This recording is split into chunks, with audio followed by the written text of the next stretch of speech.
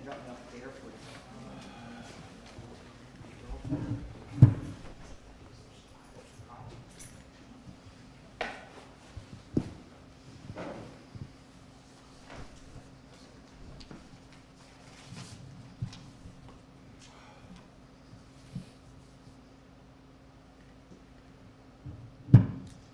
I'm knocking y'all stuff off here.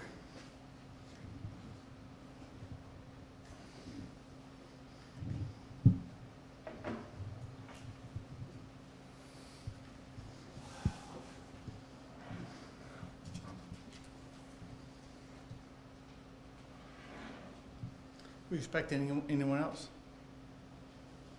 All right. There they are right there.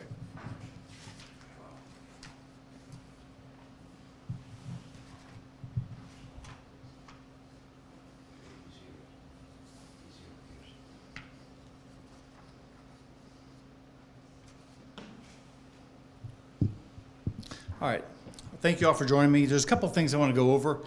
The first involves the homicide that took place at the Circle K just this very morning.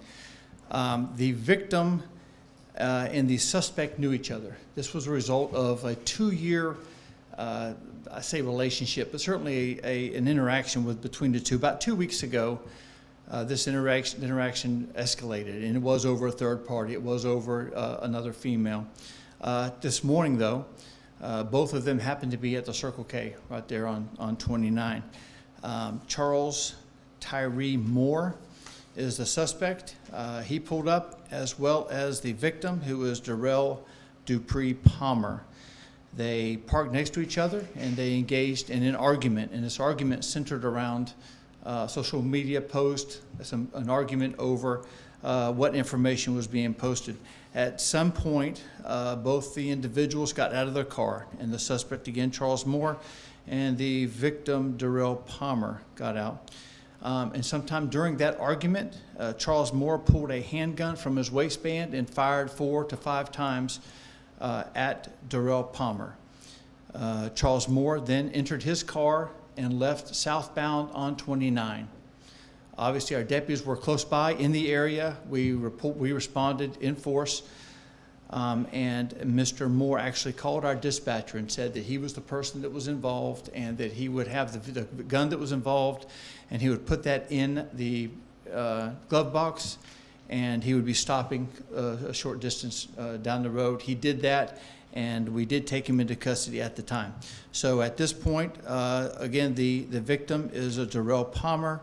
The suspect is Charles Tyree Moore. He is being charged with second-degree murder, and at this point he has no criminal history, but we do know that he had a valid carrying concealed weapons permit. And that's all I have right now. I'm not going to give the name of the third party, the female that was involved, because she was not involved in the incident as it took place this morning.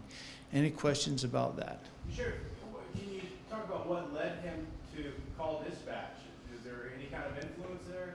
Well, I can imagine that the number of cruiser cars that are heading that way with lights and sirens on, and as I understand it, also there was another car that followed him. There were a number of witnesses, as you can imagine. This is a pretty popular spot in the morning, and I imagine that he got word that we were looking for him, and he called us and told us that he was the one that did it and that he wanted to turn himself in. Any instances of any kind of other public spats between the two before this? Not that we're aware of. What was the relationship, Sheriff, with the female with both men?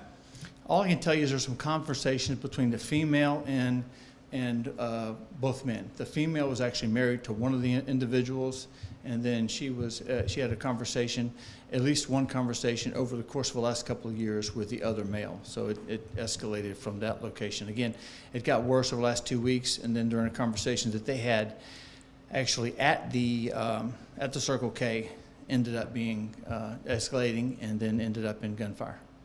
You may have mentioned this, but did the suspect know that he was going to be at this gas station? We're still looking into that. We don't know if it's coincidence. We don't know exactly what led them to both be there at the same time. But the best guess right now is that one saw the other one there and pulled around to confront them. You said the female was married to one of of the men, is that correct? That's correct. Which one? Um, Can you release that at this time? Yeah, I can release that. It was the wife of the victim. Was there a relationship with the wife of the victim with the suspect? Not that we're aware of. There was some conversations, but there was no relationship as that we're aware of at this point. Do you know if they lived out in that area? I don't know. I don't have the information. I just want to give you what we had. Again, this was an incident that took place in broad daylight in a very popular location. Actually stopped by myself, and I can tell you that there were a number of witnesses that were more than willing to come and tell us what happened, to tell me what happened. Our deputies did a great job. When I got there, one of our deputies was already performing CPR on the victim, and then rescue personnel came there and took over, and obviously they did a phenomenal job as well. Did Yes. you say Palmer and the woman were married at the time of the incident, or they've been separated? I've got unlisted here that she was the wife of the victim. That's all I can tell you. You have the ages of the suspect and victim? I can give you the year they were born. Charles Moore, who's a suspect, who is being charged with second-degree murder, he was born in 87. May 1st of 1987. And then Darrell Palmer, he was born on January 11th of 86.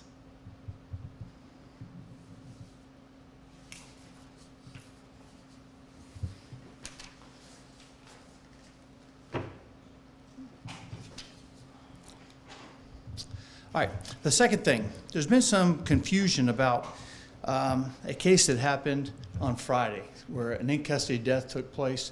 And I just want to kind of go over, can't go over too much because it's under investigation, but I'll go over a couple things involving it. I can't say a lot of things, but I will tell you that I don't have the time, but I can tell you we responded to a man acting erratically. We tried to cuff him, put him in the car. We put him in the car, and we ended up having to get him out of the car. So this just happened a couple of minutes, and then once we got him out of the car, there was a medical concern. We called EMS, and that's where we are. FDA is handling that. FDLE sheriff is handling that investigation, correct? That is correct. You're talking about the gentleman on, Friday afternoon near the park. The Right. Brent Ballpark? Yes. Yes. Yes, okay. So we don't know the cause of death yet, right? We do not. There is a autopsy being performed today, and I can't get into really the details of the autopsy, but I can tell you that, again, we stopped there and because he was acting erratically. And when we talked to him, he was incoherent. When the deputy made the decision to handcuff him for his own safety. The effort was made to put him in the back of a cruiser car. There were 3 deputies total. The effort was, there was a brief resistance. I would not say that there was a fight. I cannot tell you that the 51-year-old man fought, but I can tell you he resisted being cuffed.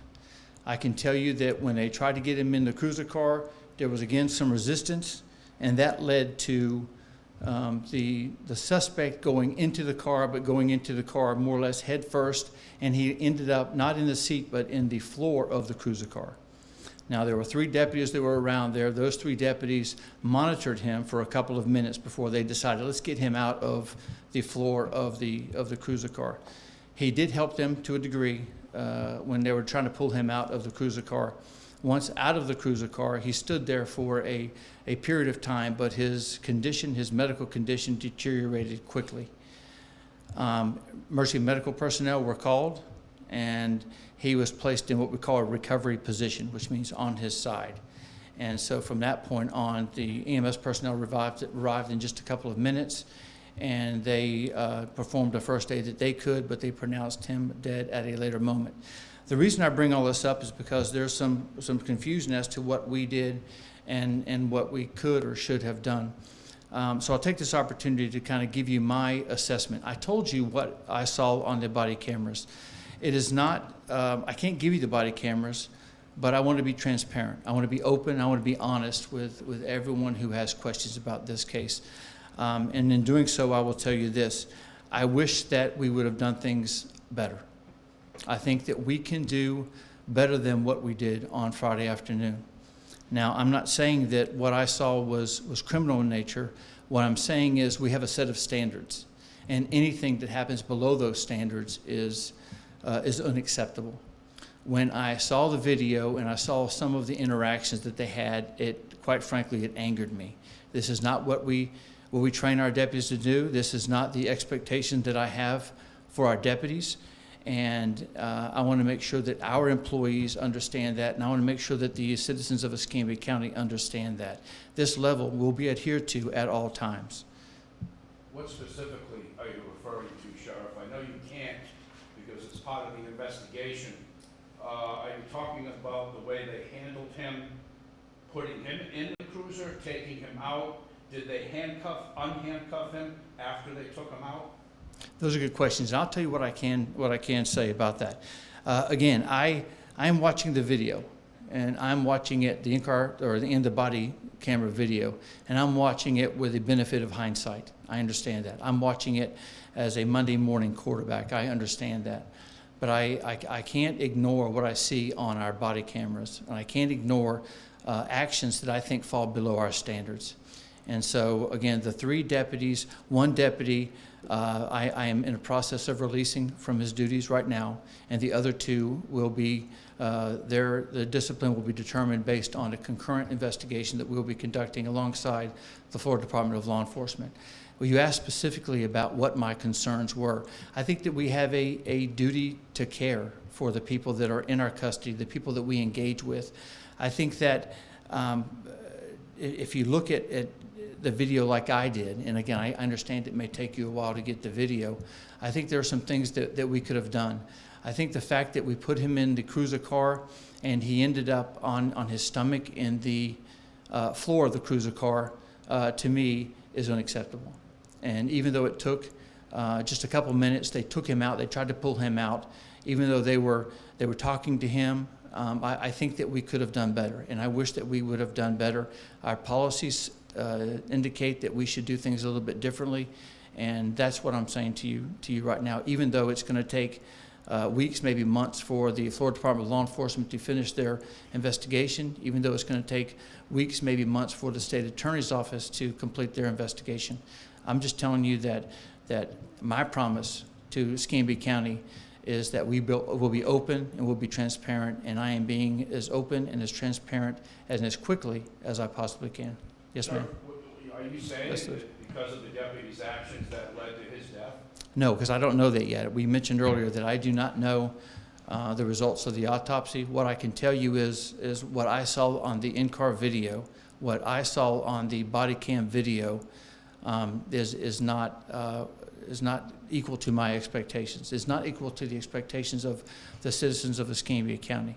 And for that matter, and for that reason, I've ordered an investigation into all 3 of the deputies. And as I mentioned earlier, the 1 deputy has been relieved of his duties as of this afternoon. Yes, ma'am. Do you believe that this death could have been preventable in any way? Say it again, please. Do you believe that the death could have been preventable in any way?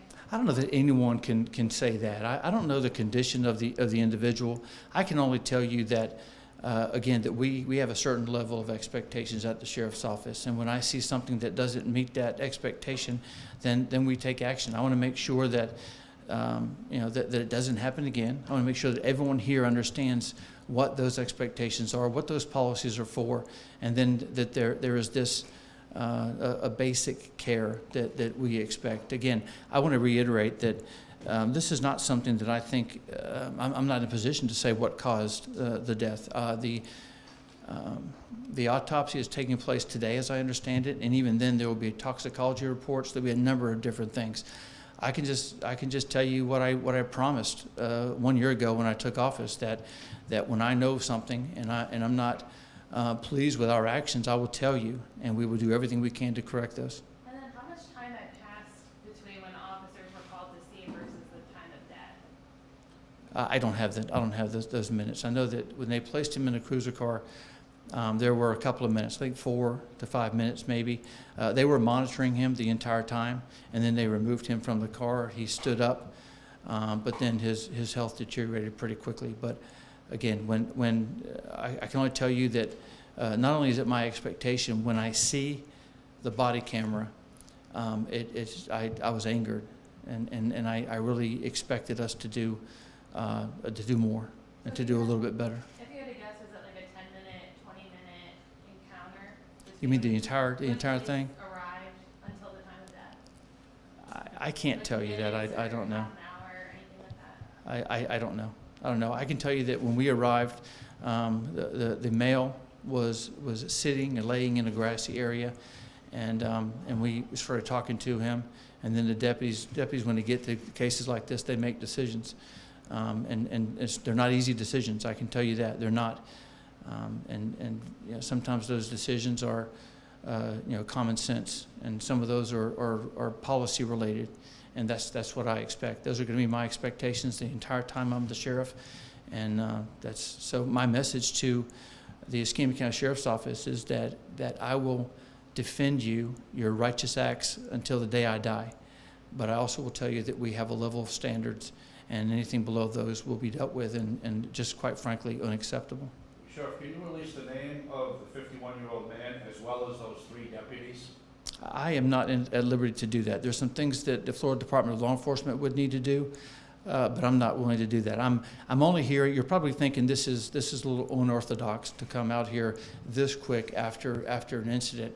But all I can tell you is that I saw the body camera, and when I see something that I think is unacceptable, then I want to take action, and I want to make sure that the citizens know what I know. Because I've read some things online, and there's some things that were going all over the place on what we were doing there and how long it was. But I can only give you the information that I have at this point. There was initial reports, Sheriff, and last question for me, and thank you for your time.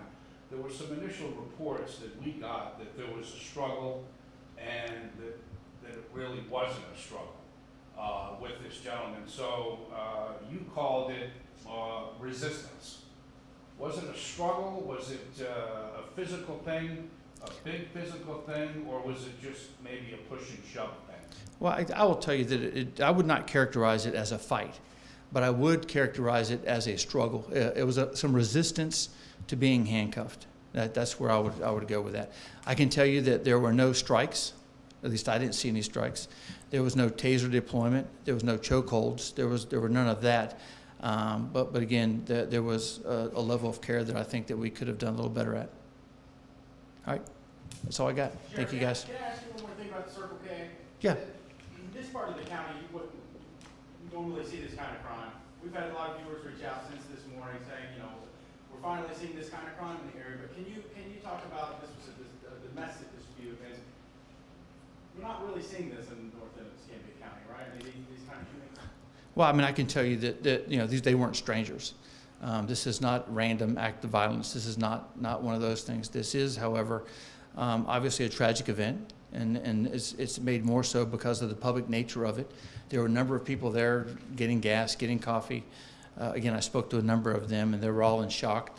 Obviously, the employees, the people at Circle K did a great job of working with us, because you knew that disrupted their business as well. So I guess my conversation is, it is rare to happen at a public area like that, no matter if it's north end or south end. So that's my response to those questions. Can I ask one more question about the officer who was dismissed Mm-hmm. in the second incident? Was he terminated from his position, or is he under some type of probation, did you say? He was a new officer. He was already on probation, so I made a decision to go ahead and terminate his employment. Okay, thank you. All right, thank you, guys. Have a good day. Thank you, Sheriff.